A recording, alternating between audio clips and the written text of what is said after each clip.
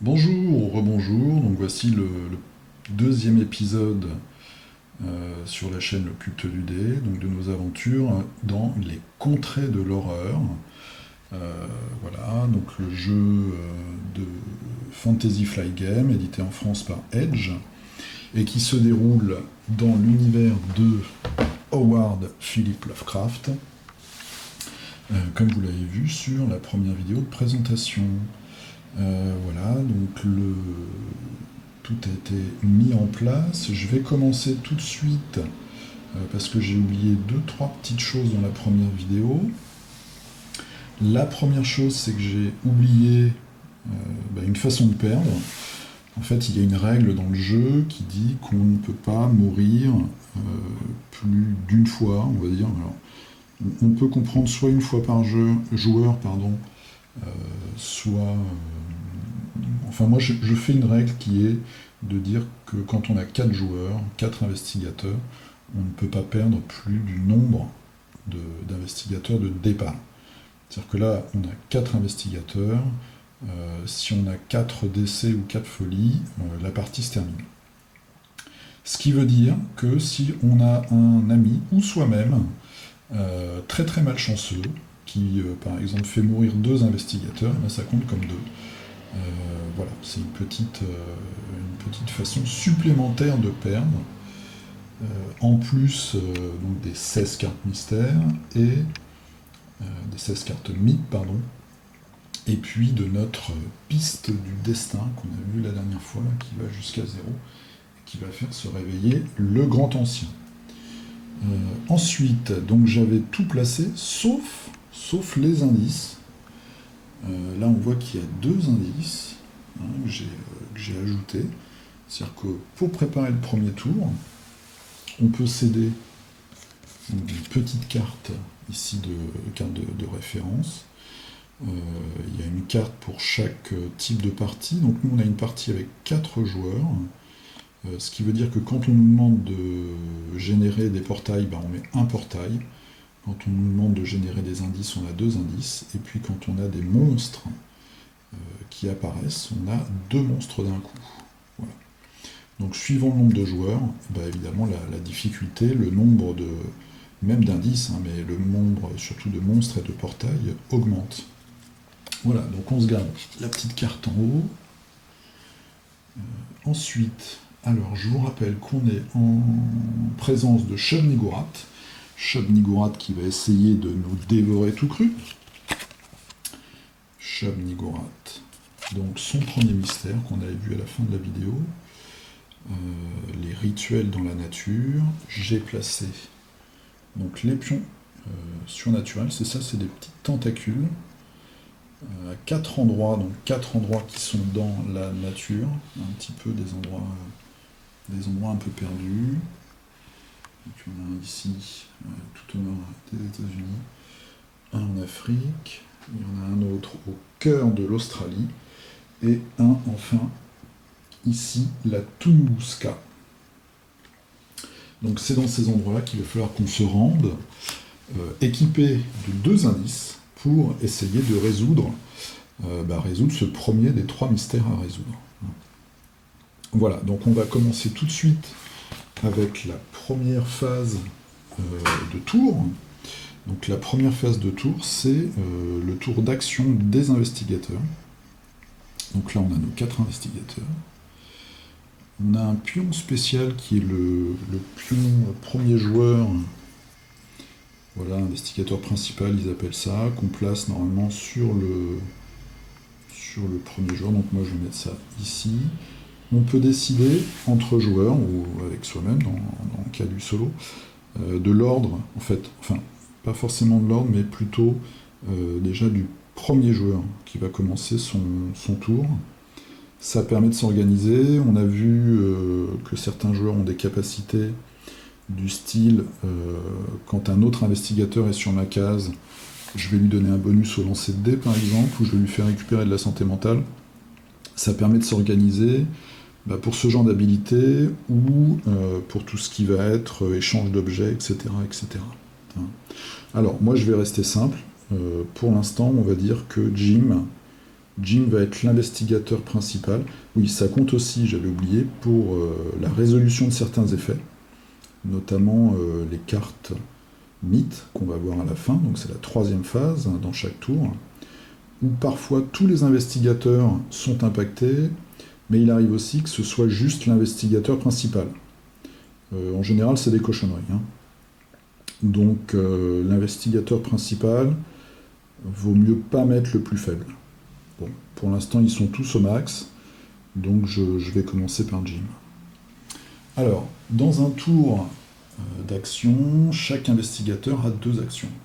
Donc on peut voyager, on peut se reposer, on peut préparer un voyage, on peut faire son action typique, on va dire, personnelle. Donc lui, par exemple, c'est, on avait vu la dernière fois, chaque investigateur sur votre case récupère 1 de santé mentale, et on peut essayer d'acheter des objets dans la réserve. Donc Jim, lui, ce qu'il va faire, alors on voit un petit peu, ici on a un indice, lui il en a déjà un au départ, ça fait partie de ses objets de départ, et là on a un pion tentacule, un pion surnaturel, donc qui nous permet de résoudre notre mystère. Donc ce qu'on va faire, c'est qu'il va se rapprocher en allant à San Francisco. On voit également que sur chaque ville, en plus de l'illustration, on a le nom de la ville, on a également en dessous, vous voyez, améliorer l'observation. Et pour chaque ville, on a quelque chose de différent. Ici, Arkham, la ville fétiche de Lovecraft, on a gagné des sorts d'incantation.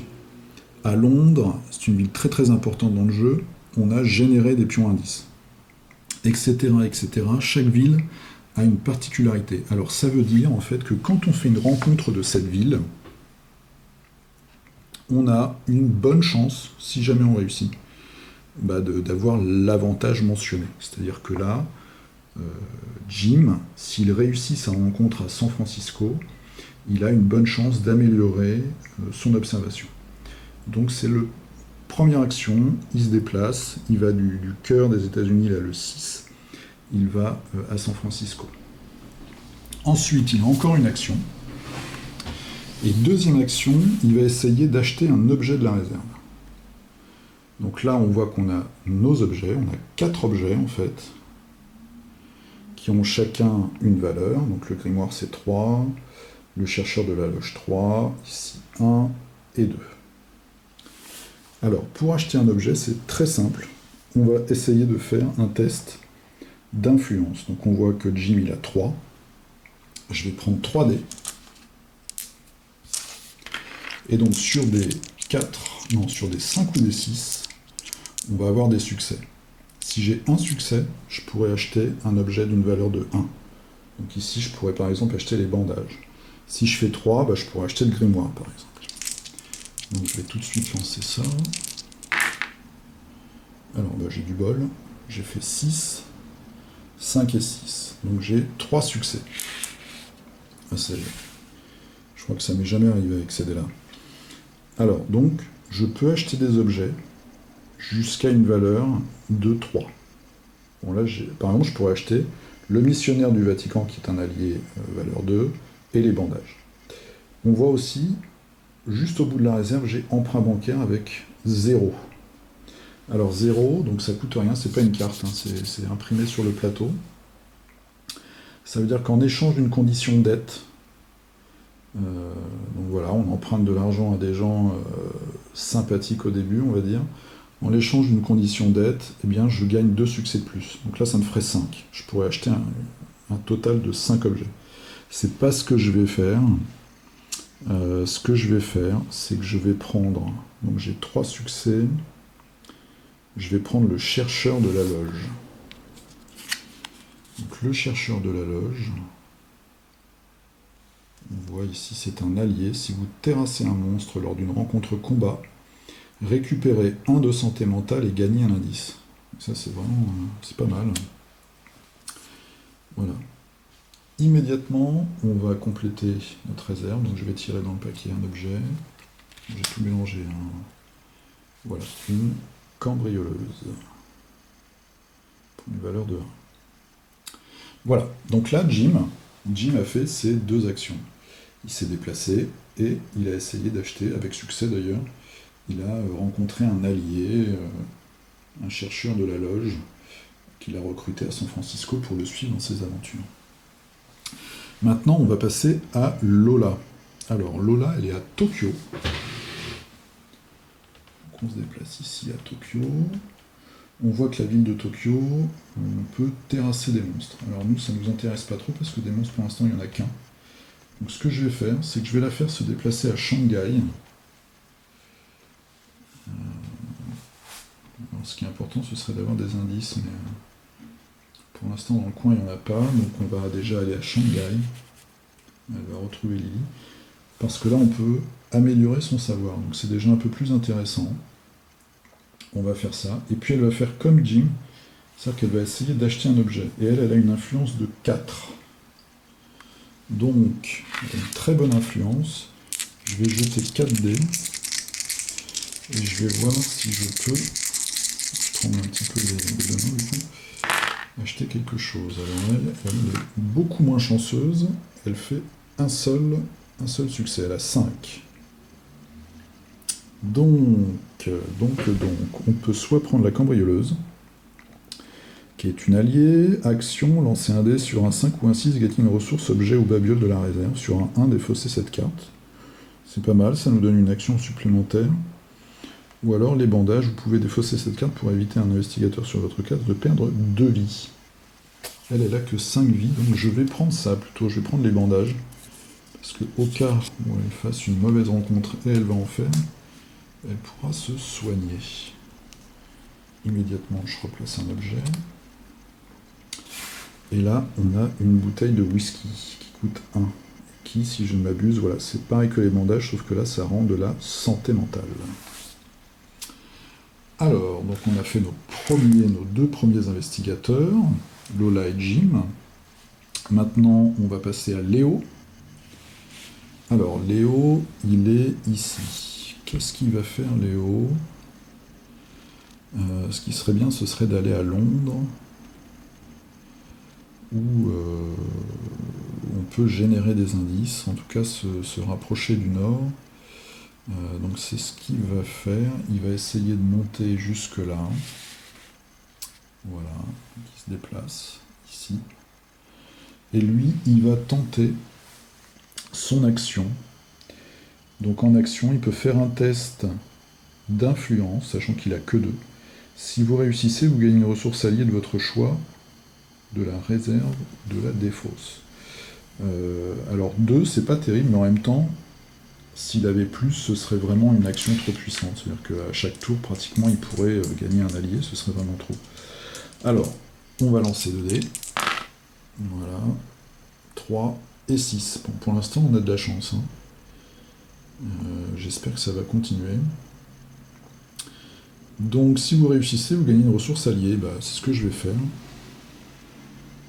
Ce qu'on va faire, c'est qu'on va prendre le missionnaire du Vatican. Le missionnaire du Vatican, je trouve qu'il a une bonne tête. Pour un missionnaire, il a un petit regard un petit peu goguenard. Gagner 1 de volonté, donc ça c'est pas mal. Vous pouvez relancer un dé lorsque vous résolvez un test de volonté. C'est toujours bon à prendre. Surtout que la volonté, ça sert pendant les combats à éviter la folie. Donc il a des gros bras pour lui donner de la force, et il a un missionnaire pour lui donner de la volonté. Je rajoute immédiatement un objet. Et là, on voit, c'est un filet de pêche. Donc, on s'est déplacé. On a recruté un allié. Pour l'instant, tout se passe bien. On va maintenant passer à Lily. Alors, elle, Lily, ce qu'elle va faire... le problème, c'est qu'on n'a pas d'indice, donc... c'est un peu ennuyeux. Elle a une influence de 2. Ce qu'on va faire, elle va s'acheter un billet de train, donc elle va préparer un voyage. Voilà, donc on a soit des billets de train, soit des billets de bateau qu'on peut acheter. On peut en posséder un de chaque. Et Au tour suivant, ça nous donne un déplacement bonus, un déplacement gratuit. Par exemple, elle, au tour suivant, elle aura enfin, elle le garde autant de temps qu'elle veut. Elle pourra faire un déplacement sur voie ferrée gratuit de 1. Voilà. Et pour un peu, on va prendre des risques, je vais un peu vous montrer comment ça se passe. Et puis, c'est une aventurière, je le sens, Lily. Elle va aller en Himalaya. Parce qu'en Himalaya, on a le jeton expédition. C'est un petit peu risqué. Mais en même temps, elle va en Himalaya. Elle va, avant de vraiment partir combattre Shub-Niggurath, elle décide d'aller se recueillir dans un temple caché dans les montagnes de l'Himalaya. Et là, elle va rencontrer l'expédition. Voilà, donc vous voyez, ça va assez vite, puisque chaque investigateur a 2 actions. Pour l'instant, ils ne sont pas blessés, il n'y a pas de choses à résoudre particulières, donc ça va assez vite. Une fois qu'on a fait la phase d'action, on va faire la phase de rencontre. C'est-à-dire qu'on va revenir à Jim, donc ici Jim, et on va résoudre la rencontre avec l'endroit où il se trouve. Donc Jim, il a 2 possibilités. Soit il fait une rencontre San Francisco, soit il fait une rencontre générique ville, puisqu'on a ici un icône ville. On a 2 possibilités, donc je vais vous montrer un petit peu tout ça. On a ici tous les packs, tous les tas de cartes. Donc on voit, là, c'est le tas de cartes génériques. Donc on a les rencontres ville, les rencontres nature et les rencontres maritimes. Et là, le tas vert, ici, c'est les rencontres d'Amérique du Nord. On a après l'expédition qu'on verra tout à l'heure, les autres mondes, etc., etc. Donc nous, on va tirer une carte San Francisco et on va regarder tout de suite ce qui se passe. San Francisco. Dans le tramway, vous rencontrez Ahmet, un ancien agent Pinkerton, et essayez de le convaincre de vous apprendre le métier de détective. Faites un jet d'influence. Alors, en influence, on a 3. Donc on va faire 3, et là, double 1 et un 2. Donc c'est loupé. Voilà, je savais bien que ça ne pouvait pas durer. Si vous réussissez, non, c'est pas le cas. Si vous échouez, il est trop préoccupé par ses problèmes financiers. Gagnez une condition dette pour l'aider à soutenir sa famille. Voilà, la condition dette, on ne voulait pas la prendre tout à l'heure. Et on la prend maintenant. Alors, les conditions. On prend le paquet de conditions, et puis on va chercher jusqu'à ce qu'on trouve une condition dette. On a plein de cochonneries. On va voir ça au long de la partie. On a un tas de blessures. On ne voit pas que ça c'est... Voilà, une condition dette. Alors, je remets ça. Hop, je remélangerai à la fin du tour. Condition dette. Voilà. Alors, c'est une condition. C'est pas très net. On a un gars avec une espèce d'insigne là. C'est pas trop... c'est une affaire, donc c'est une action locale qu'on peut résoudre. C'est-à-dire ça nous donne une action en plus dans nos 2 qu'on peut faire dans notre phase d'action. Faites un test d'influence. Si vous réussissez, vous pouvez défausser cette carte. Voilà. Par contre, on retrouve notre fameux signe. Vous allez voir, ça c'est vraiment sentence, il porte bien son nom. Là, le signe rouge. Des hommes viennent réclamer votre dette. Retournez cette carte. Et c'est jamais bon. Donc notre ami Jim, c'est quand même un gars qui a un grand cœur, parce qu'il prend une dette pour aider cet inconnu en fait qui rencontre dans le tramway à résoudre un peu ses problèmes d'argent. On va voir où tout ça va nous mener. Ensuite, Lola. Donc Lola, elle est à Shanghai. Même chose, elle va prendre une carte de Shanghai, donc une carte Asie. Et on va voir si elle va réussir pour le coup à améliorer son savoir.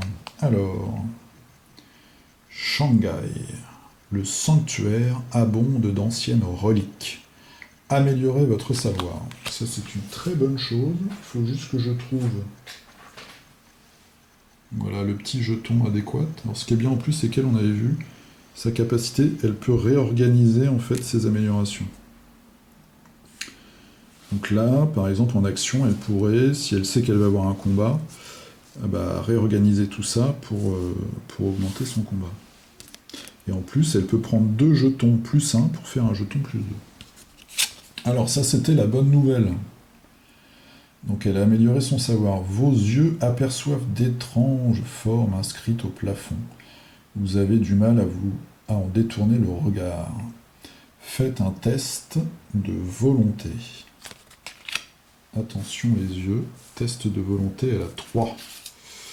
Alors on reprend nos 3D, j'espère qu'ils vont être plus cléments que le jeu précédent. Et là on a double 4 et un 6. Donc on a réussi. Si vous échouez, ce n'est pas le cas. Ça, ce sera pour quelqu'un d'autre. Voilà, donc pour l'instant, pour le là, ça va à peu près. Léo Anderson, donc Léo, il est là. Alors lui, on voit, il est sur une ville. C'est pas une ville, c'est pas une grande ville, on va dire. Donc il a comme seule possibilité de faire une rencontre ville. Alors on va dans le paquet ville, dans le paquet générique. Voilà. Et vous voyez, donc là c'est les génériques, hein, on a un de chaque. Je vais tirer, je vais vous lire la rencontre ville. Le syndicat est engagé dans une guerre des gangs contre des brutes locales et est sous la surveillance de la police. Vous essayez d'échanger votre influence politique contre de l'aide. Faites un test d'influence. Influence politique, je suis pas sûr que Léo il soit très porté là-dessus. Lui, il préfère un peu la savane et l'Amazonie, donc il va tirer 2 dés puisqu'il a une influence de 2. Bah si, il réussit, je sais pas ce que j'ai aujourd'hui. Donc il fait un 5. Un 5 et un 1, il réussit. Si vous réussissez, gagnez une ressource service de la réserve ou une ressource service au hasard du paquet.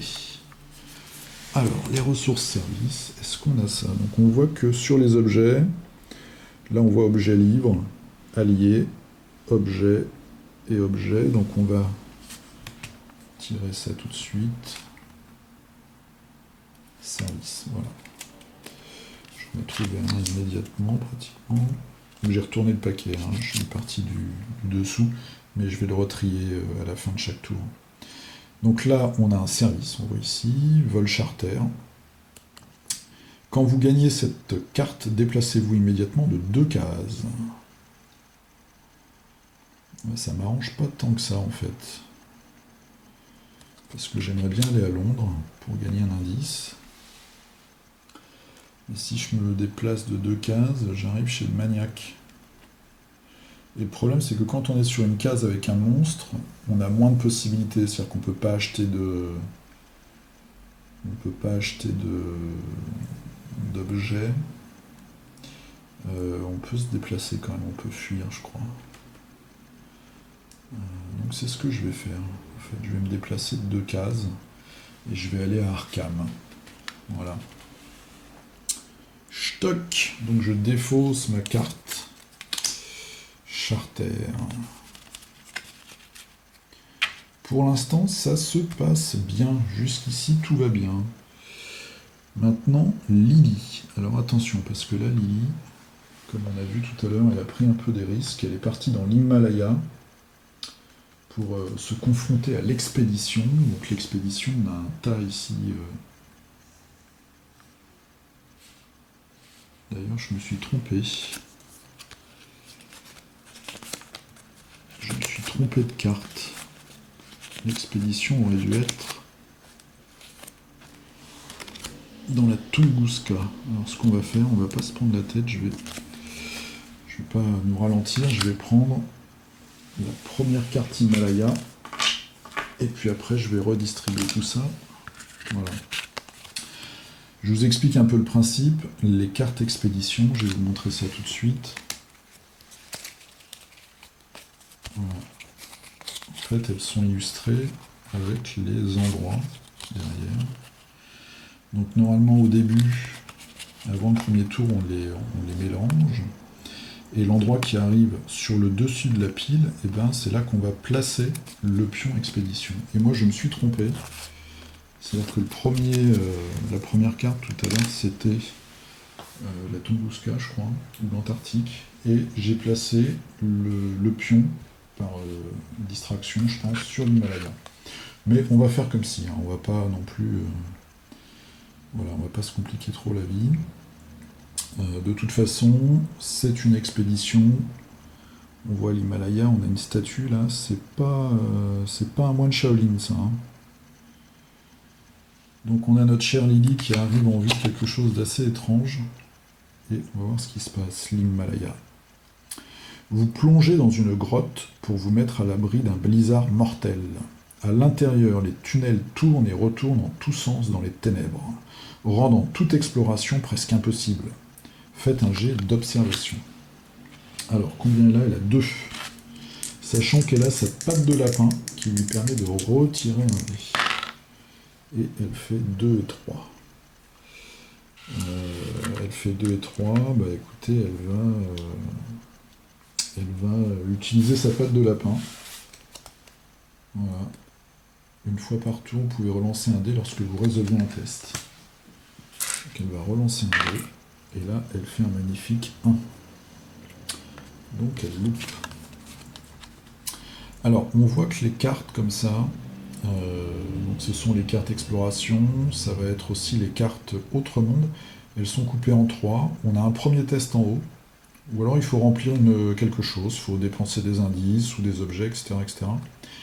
Et après, on a soit ici on a réussi, soit en bas on a échoué. Alors nous, manque de chance, on a échoué. D'énormes créatures ailées ressemblant à des crabes vous encerclent. C'est pas bon ça.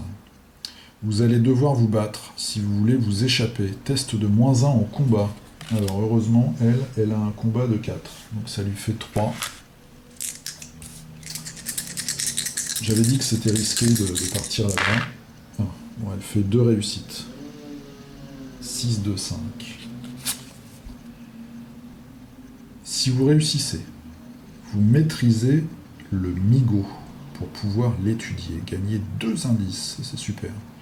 Les migos, c'est des créatures donc qu'on retrouve dans une très bonne nouvelle d'ailleurs de Lovecraft.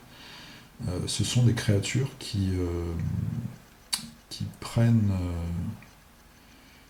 collectionnent, on va dire, les cerveaux, qui les mettent dans des espèces de tubes, de machines. C'est des créatures très très particulières. Hein. Il faut pas les ennuyer en fait. Elles viennent sur Terre, je crois, pour miner un minerai dans une région assez reculée des États-Unis. Et il y a un homme qui est assez isolé dans une maison qui a maille à partir avec eux. Et qui finit tragiquement dans un tube à essai. Voilà. Si vous réussissez, vous maîtrisez le migo pour pouvoir l'étudier et gagner 2 indices. Donc ça, c'est vraiment super. Ça, c'est vraiment un retournement de situation sympathique. Donc ça, c'est ma tasse à indices. Voilà, je vais tirer 2 indices. Je vais vous montrer tout de suite comment ça fonctionne, les indices, sur chaque jeton, comme ça, quand on les retourne. On a l'endroit.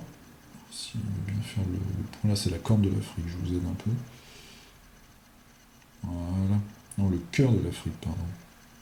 Ce qui permet 2 choses, donc de placer des indices quand on nous le demande, et puis également de déterminer des endroits aléatoires. Voilà, donc elle a gagné 2 indices, et c'est super parce qu'elle va pouvoir s'attaquer à un endroit où on a les rituels de la nature. Alors, quand on a réussi comme ça, ou pas d'ailleurs, une expédition, on prend le jeton, on prend le tas de cartes expédition, et moi ce que je vais faire, je vais tirer une expédition au hasard, complètement au hasard, je vais prendre celle-là. Voilà. Ça c'est la Tunguska. Donc ce qui veut dire que l'expédition, elle s'est déplacée et elle est partie. donc au nord.